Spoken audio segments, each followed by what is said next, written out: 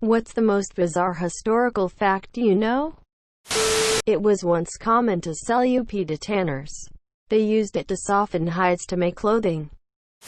Albert Einstein was offered the presidency of Israel on November 17, 1952, following the death of Israel's first president, Chaim Weizmann. He declined, saying he lacked the natural aptitude and the experience to deal properly with people to do the job.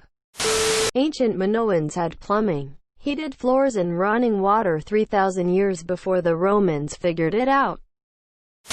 Vikings went as far as modern-day Morocco to fight as mercenaries.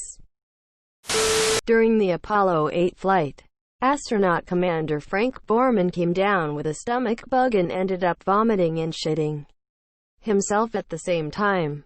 There was barf and diarrhea floating around the space capsule, and the other astronauts had to put on gas masks to block the stench while they cleaned it up.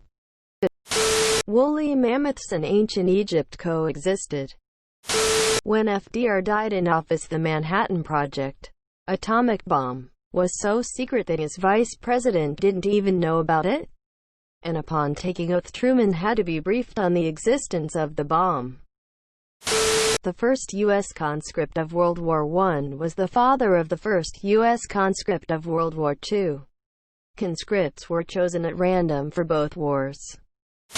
The man who survived both of the atomic bomb attacks on Japan, Tsutomu Yamaguchi, was on a business trip in Hiroshima on August 6, 1945, when the first bomb was dropped. Being no more than 2 miles away from ground zero, he suffered multiple injuries, but survived. He eventually managed to leave the city by train to return to his home in Nagasaki.